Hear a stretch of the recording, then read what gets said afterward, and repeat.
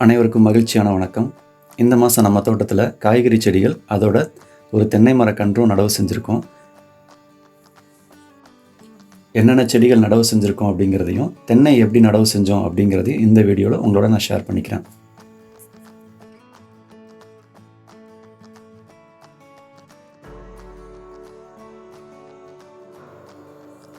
ஆடிப்பட்டத்தில் நம்ம வீட்டு தோட்டத்தில் தக்காளி, கத்தரி, வெண்டை, பீர்க்கன், சுரைக்காய், அவரைக்காய் போன்ற எல்லா காய்கறிகளையும் நம்ம நடவு செஞ்சுருந்தோம்.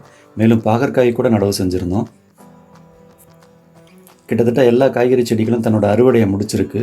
சுரைக்காயும் அவரைக்காயும் தொடர்ந்து நமக்கு பலன்களை கொடுத்துட்ருக்கு.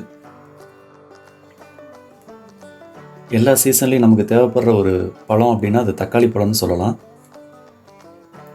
ஆடிப்பட்டத்தில் தக்காளி ஓஞ்சதுக்கப்புறம் மறுபடியும் நடணும்னு முடிவு செஞ்சோம். அப்படி மறுபடியும் நடணும்னு முடிவு செஞ்சப்போ தெரியாமல் பறிக்காமல் விட்ட தக்காளி பழங்களே அழுகி அதிலிருந்து நிறைய செடிகள் முளைச்சிருந்தது.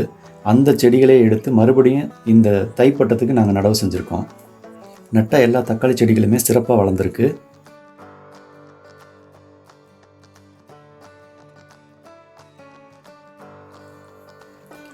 தக்காளியோடு சேர்த்து கத்தரி நாற்றுகளை நடலான்னு முடிவெடுத்தோம். சென்ற முறை கத்தரி நாற்றுகளை நாங்கள் சந்தையில் வாங்கி நடவு செஞ்சோம். சந்தையில் வாங்கி நடவு செஞ்ச கத்தரி நாற்றுகள் சரியான விளைச்சலை கொடுக்கல. நல்லா வளர்ந்துருந்தது செடி, ஆனால் காய்கள் அந்தளவுக்கு வைக்கலை. அதனால் இந்த முறை சந்தையில் வாங்காமல் நண்பரோட தோட்டத்திலேருந்து நம்ம வீட்டுக்கு தேவையான கத்தரி நாற்றுகளை வாங்கி நடவு செஞ்சுருக்கோம்.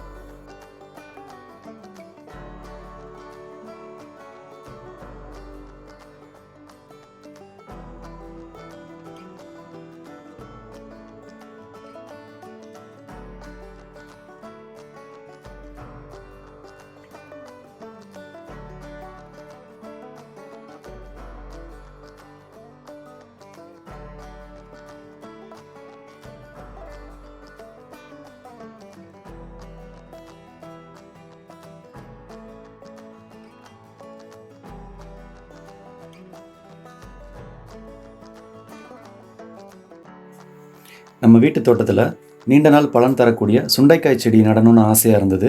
அதற்காக நண்பரோட தோட்டத்திலேருந்து விதைகள் வாங்கினோம். விதைகள் வாங்கி அதை விதைகளை நர்சரியில் போட்டு விட்டுருந்தோம். நர்சரியில் போட்டு விட்டப்போ நிறைய செடிகள் முளைச்சிருந்தது. அதிலிருந்து நல்ல தரமான 2 செடிகளை மட்டும் எடுத்து நடவு செஞ்சுருக்கோம். ரொம்ப அருமையாக வளர்ந்துருக்கு.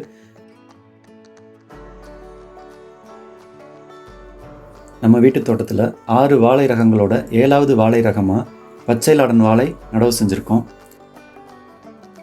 இது வரைக்கும் என்னென்ன வாழை ரகங்கள் நம்ம வீட்டு தோட்டத்தில் நட்டிருக்கோம் அப்படிங்கிறத தனியாக ஒரு வீடியோவை நான் போடணும்னு நினைக்கிறேன். அந்த வீடியோவில் என்னென்ன ரகங்கள் நட்டிருக்கோம், ஒவ்வொரு ரகமும் எந்தெந்த வகையில் நமக்கு பயனுள்ளதாக இருக்கும் அப்படிங்கிறத நான் அந்த வீடியோவில் நான் ஷேர் பண்ணுறேன்.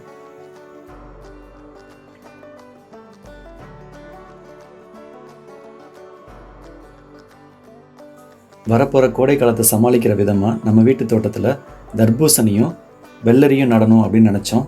தர்பூசணியை பொறுத்த வரைக்கும் அதுக்காக தனியாக விதைகள் எதுவும் வாங்கலை.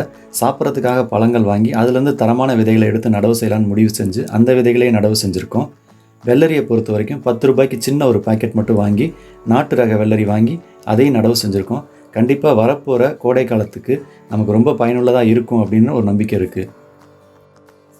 இந்த விதைகளை நடவு செய்கிறதுக்கு ஒரு வாய்க்கால் மாதிரி நீளமாக எடுத்து அதில் ஒரு பக்கம் வெள்ளரியும் ஒரு பக்கம் தர்பூசணியும் நடவு செஞ்சுருக்கோம்.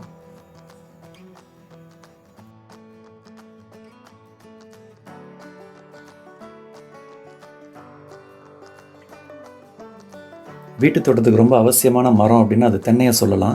நம்ம வீட்டில் 4 தென்னை ஏற்கனவே நடவு செஞ்சுருக்கோம். அந்த 4மே நெட்டை குட்டை ரகத்தை சேர்ந்தது. அது 3லேருந்து 4 வருஷத்துக்குள்ளே பலன் கொடுக்கும்னு சொல்லியிருக்காங்க. 5வதாக நம்ம வீட்டில் குட்டை ரக தென்னை ஒன்று நடவலான்னு முடிவெடுத்தோம். அதன்படி அந்த குட்டை ரக தென்னையை எப்படி நான் நடவு செஞ்சேன் அப்படிங்கிறத உங்களோட நான் ஷேர் பண்ணிக்கிறேன். தென்னைக்கு குழியை பொறுத்த வரைக்கும் 3 அடி அகலம், 3 அடி நீளம், 3 அடி ஆழம் உள்ள குழியை எடுத்து அதில் தென்னை நடவு செஞ்சால் ரொம்பவே நல்லாயிருக்கும். குழியோட அடிபாகத்தில் காய்ந்த இலைகளை ஒரு பெரிய பக்கெட் அளவு கொட்டியிருக்கோம். கொட்டி அதை நல்லா பரப்பி விட்டுருக்கோம். பரப்பி விட்டதுக்கு அப்புறம்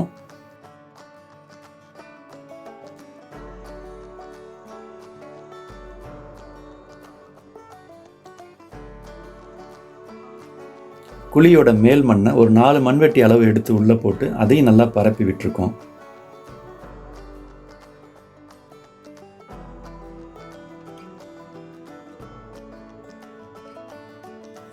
மண்ணுக்கு மேலே சோத்து கத்தாழையை சின்ன சின்ன துண்டுகளாக வெட்டி போட்டிருக்கோம்.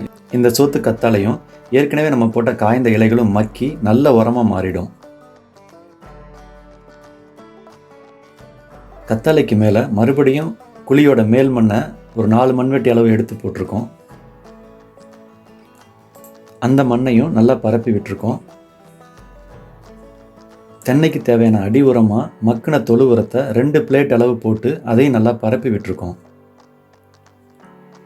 மக்கின தொழு உரம் போட்டதுக்கு குழியோட மேல் மண் 2 மண்வெட்டி அளவு போட்டு அதையும் நல்லா பரப்பி விட்டுட்டு தென்னையை நடுறதுக்கு ஏதுவாக மணல் போட்டிருக்கோம். மணலை போட்டு அதுக்குள்ளே தென்னையை வச்சு தென்னையை சுற்றி மணல் கொட்டி அதுக்கு மேலே மேல் மண்ணை கொட்டியிருக்கோம்.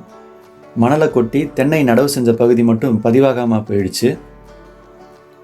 மணல் கொட்டி தென்னையை நடவு செஞ்சதுக்கப்புறம் மறுபடியும் மேல் மண்ணை கொட்டி நல்லா பரப்பி விட்டுருக்கோம்.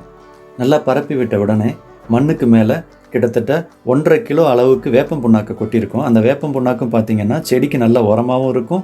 அதே சமயத்தில் வேர்க்கரையான் தாக்குதலிருந்தும் எறும்புகள் தாக்குதலிருந்தும் செடியை காத்துரும். வேப்பம் புண்ணாக்கு போட்டதுக்கப்புறம் மறுபடியும் மேல் மண்ணை கொட்டி நல்லா பரப்பி விட்டு காற்று உள்ளே போகாத அளவுக்கு அமுத்தி விட்டுருக்கோம்.